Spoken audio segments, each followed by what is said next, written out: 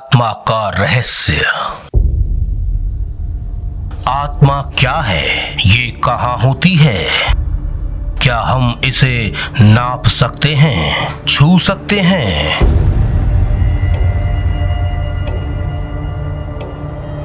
और क्या इसे पुनः निर्मित किया जा सकता है? दुनिया भर के लोगों के लिए ये सवाल आज भी एक रहस्य बना हुआ है और हर कोई इसका जवाब जानना चाहता है। त्रिनेत्रम चैनल के इस एपिसोड में हम इन सारे सवालों के जवाब आपको देंगे और वो भी साक्ष्यों के साथ।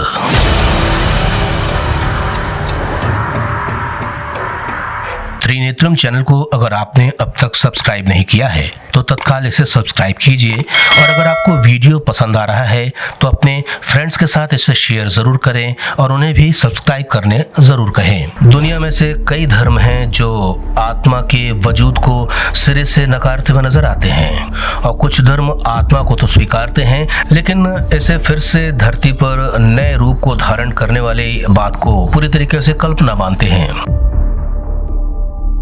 सनातन इस संसार का सबसे बड़ा धर्म जो सभी तरह की वैज्ञानिक चुनौतियों का सामना करता है और देता है जवाब अपने शास्त्रों से, और वो सारे जवाब जिन्हें ईश्वर ने हजारों साल पहले इस संसार को दिया था, यानी सनातनियों को दिया था। उन सवालों के जवाब सदियों पहले भी वही थे जो आज हैं। इसमें कोई बदलाव नहीं हुआ, वरना आपको गुमराह करने वाले तो ऐसे कई धर्म हैं जिन्हें धरती के आकार की सही जानकारी तक नहीं। वो समझते हैं कि आज भी धरती चपटी है, और कई धर्म तो ऐसे हैं जिन्होंने सच बताने वालों को तो बड़ी क्रूर सजा दे दी।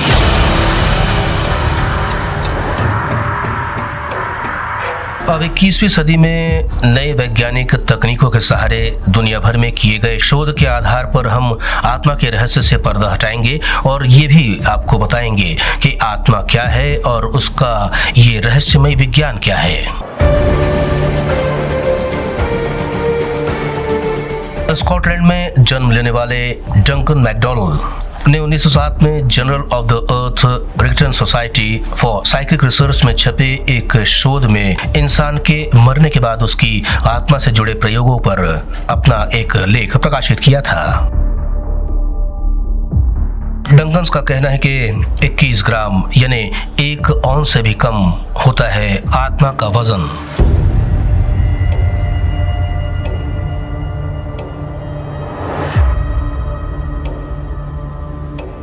उन्होंने चीन के एक फेयर ब्लैंक तराजू का इस्तेमाल किया जिसे 1830 में बनाया गया था। इस प्रयोग में शरीर के ऑक्सीजन, मलमूत्र आदि निकलने के बाद जो बदलाव आते हैं उन्हें अलग रखा गया था और जब लोगों की मृत्यु होती है उसके बाद जो वजन लिया गया उसे अंकित किया गया। उन्होंने अपने शोध में बताया कि उन्होंने ये प्रयोग 6 लोगों पर किया जिनके बारे में उन्हें जानकारी थी कि ये बहुत जल्द मर जाएंगे क्योंकि अस्पताल के पास में ही उनके द्वारा ये प्रयोग किया जा रहा था। उन्हें जब वो बिल्कुल मृत्यु के पास हुआ करते थे इस तराजू के ऊपर ही लिटा दिया जाता था और मरने से पूर्व के वजन को अंकित कर लिया जाता था। उन्होंने 6 लोगों पे ये प्रयोग किया, साथ ही साथ 15 कुत्तों पर भी ये प्रयोग किए गए। लेकिन हैरानी की बात तो ये है कि 21 ग्राम वजन होता है, डंकन्स का कहना था, लेकिन उसमें एक कमी ये थी कि उन्होंने सिर्फ इंसान के वजन में हुई तब्दीली के कारण 21 ग्राम का फिगर दिया था, जबकि इस प्रयोग में उनके साथ शामिल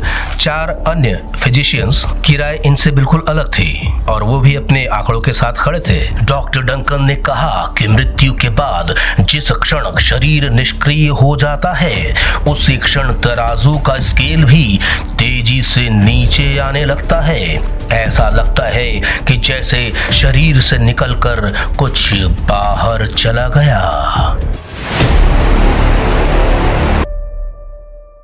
ये प्रयोग उन्होंने 15 कुत्तों के साथ भी किया था, लेकिन इसके नतीजे नकारात्मक थे, यानी कुत्तों के वजन में कोई परिवर्तन नहीं हुआ।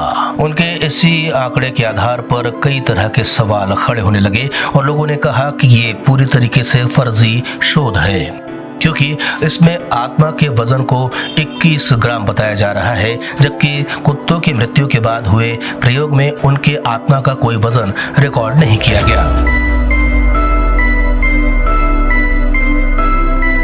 वहीं कुछ का कहना था कि इस हिसाब से तो चींटियों में आत्मा होती ही नहीं, क्योंकि उनका वजन तो 21 ग्राम से काफी कम होता है। ऐसे ही सवालों का जवाब डॉक्टर डंकन के पास नहीं था, इसलिए उनका ये शोध सिर्फ सुर्खियां बटोरने के काम में आया, क्योंकि ये पहली बार हो रहा था जब विज्ञान आत्मा के वजूद को न सिर्फ कबूल रहा था बल्कि उसका वजन भी बता रहा था, जबकि विज्ञान हमेशा आध्यात्म और ऐसी बातों से अपना पल्ला झाड़ते नजर आता है, या कहा जाए तो विज्ञान को जो चीज समझ में नहीं आती उसे अंधविश्वास कह देता है। क्या आपने सुना है कि वो मरा हुआ व्यक्ति फिर से जिंदा हो गया? मणिकर्णिका घाट, जहां ऐसी कई घटनाएं होती हैं जिसमें जलती हुई चिता से मुर्दा उठ जाता है। आखिर क्या होता है इसके पीछे का रहस्य, और क्या है सूर्य स्पर्श या काया गमन? अगर जानना चाहते हैं इन तमाम बातों के पीछे छिपे हुए रहस्यों को, तो इंतजार कीजिए त्रिनेत्रम चैनल के अगले एपिसोड का, जो आपको बताएगा काया गमन, सूर्य स्पर्श। सनातन धर्म के पवित्र ग्रंथों में से एक है भागवत गीता। इसके दूसरे अध्याय के 18वें और 19वें श्लोक में आत्मा के बारे में बड़े विस्तार से समझाया गया है। भागवत गीता भगवान कृष्ण की वाणी, जो दुनिया के हर सवाल का जवाब देती है। इसके अनुसार अध्याय क्रमांक 2 और श्लोक 18 में कहा गया है कि सबसे बड़ी सच्चाई है हमारी आत्मा, जो मरती नहीं है। बाकी सब कुछ, हमारा शरीर या हमारे भाव जो भी हैं, वो मर जाते हैं। भगवान कृष्ण ने कहा कि हे भरतवंशी अर्जुन, तू युद्ध कर, क्योंकि आत्मा अमर है, इसका मरना संभव ही नहीं। इसीलिए ही इसे सबसे बड़ी सच्चाई कहा गया है। महापुरुष इसी ज्ञान, इसी आत्मा को समझने में अपना पूरा जीवन संन्यास में, समाधि में, ध्यान में बिता देते हैं। भगवान कृष्ण का कहना है कि शरीर नाशवान है और आत्मा अमर, और अगर यही सच है तो शोक किस बात का करना। वही दूसरे अध्याय के 19वें श्लोक में कहा गया है कि जो इस आत्मा को मारने वाला समझता है और जो इसको मरा हुआ मानता है, दोनों ही नहीं जानते इसकी सच्चाई को, क्योंकि आत्मा वास्तव में ना तो किसी को मारती है और ना किसी के द्वारा मारी जाती है। अर्थात आत्मा सिर्फ होती है, उसका होना ही सच है, बाकी कुछ नहीं। ये तो हमारी अज्ञानता ही है जो हमें ये सोचने पर मजबूर करती है कि हमने किसी को मार दिया है या हम मार देंगे। लोग अपने अहंकार में ऐसा समझते हैं कि वो बहुत कुछ कर सकते हैं या बहुत कुछ कर चुके हैं। ये सिर्फ उनकी नादानी है और अज्ञानता के अलावा कुछ नहीं। गीता के इस श्लोक से ये बात तो साफ हो जाती है कि आत्मा है। वहीं इसे हम दूसरे तरीके से साबित करते हैं कि ये ना सिर्फ होती है बल्कि एक शरीर से दूसरे शरीर में प्रवेश भी कर लेती है। यानी वो जिस तरीके से हम अपने वस्त्र बदलकर नए वस्त्र धारण करते हैं, ठीक उसी तरह आत्मा भी एक शरीर छोड़कर दूसरे शरीर में जाती है और नया जीवन जीती है जब तक उसे मोक्ष नहीं मिल जाता। दुनिया के कई हिस्सों में भगवान रहित संस्कृतियां देखने को मिलती है, जहां उनके गुरु या मसीहा उन्हें जो बताते हैं वो उसे ही भगवान का कहा हुआ मानते हैं, जबकि ये उनके द्वारा तैयार की गई खुद की स्क्रिप्ट भी हो सकती है। ऐसा ज्यादातर कबीलाई मान्यता में ये स्वीकार किया जाता है कि आत्मा होती है, लेकिन वो फिर से इसे वापस किसी अन्य रूप में धारण करने की जैसी मान्यता नहीं स्वीकारते।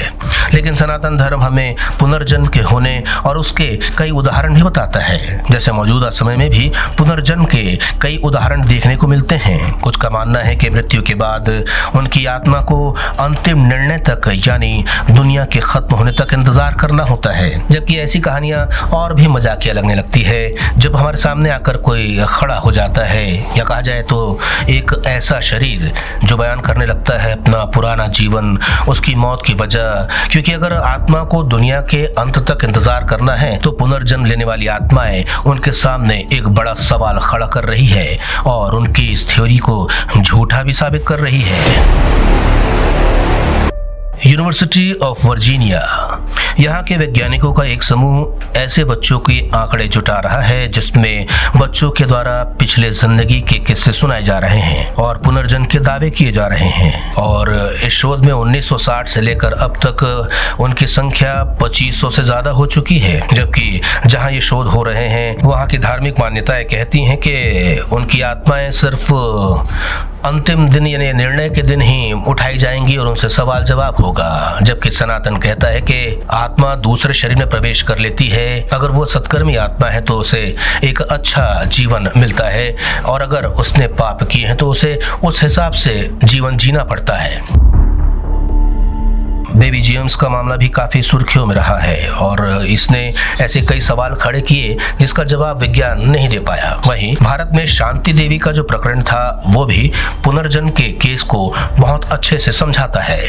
मोहनदास गांधी ने इसकी जांच के लिए एक कमेटी तक बनाई थी, जिसकी पहली रिपोर्ट 1936 में और दूसरी रिपोर्ट 1922 में प्रकाशित की गई। शांति देवी का जन्म 11 दिसंबर 1926 को दिल्ली में हुआ था, लेकिन 4 साल के होने के बाद वो अपने पिछले जन्म में लूजी देवी होने का दावा करने लगी, जो एक महिला थी और उसकी मौत बच्चे को जन्म देते हुए हुई थी। और उसने ये भी बताया कि उसके पति का नाम केदारनाथ था। जब इन तमाम बातों की जांच की गई तो ये सारी बातें सच पाई गई। स्टीफन्स, जिन्होंने शांति देवी का साक्षात्कार लिया था, वे भी बड़े अचंभित थे। उन्होंने ऐसे हजारों केसेस का आकलन किया था और उनके आंकड़े जुटाए थे। स्टीफन्स जी उनमें से एक थे जिन्होंने उनका साक्षात्कार लिया था और उनका भी मानना है कि ज्यादातर केसेस में ऐसा देखने को आता है कि जो पुनर्जन्म का दावा करता है उसके शरीर में बर्थ मार्क यानी जन्म चिन्ह पहले के जन्म चिन्ह के स्थान पर ही देखने को मिलता है, यानी जो निशान पहले के शरीर में हुआ करता है वही नए शरीर में भी देखने को मिलता है। और ज्यादातर मामलों में 90% तक जानकारियां बिल्कुल सही पाई जाती हैं, जबकि जो दावा करने वाला व्यक्ति होता है वो ऐसे स्थलों को ना दौरा किया होता है और ना ही उसके बारे में उसके पास कोई खास आंकड़े।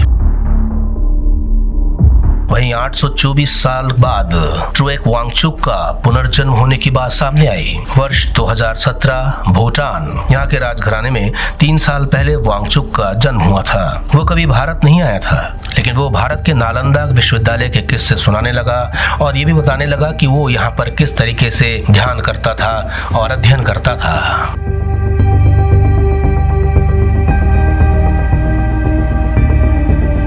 ऐसे कई प्रमाण और हैं जिसमें साबित होता है कि आत्मा है और वो फिर से जन्म लेती है। इस मामले में हम आपको और अधिक रिसर्च के जरिए कई सत्य और तथ्य उपलब्ध करा सकते हैं, लेकिन भगवान ने जब कह दिया कि आत्मा है और वही अंतिम सत्य है तो इसे स्वीकारना सनातनियों का धर्म है। और विधर्मी तो हमें चुनौती देते ही रहते हैं, लेकिन उनकी चुनौतियां इसी तरीके से हवा में उड़ जाती है क्योंकि ईश्वर खुद प्रमाण देता है अपने होने का।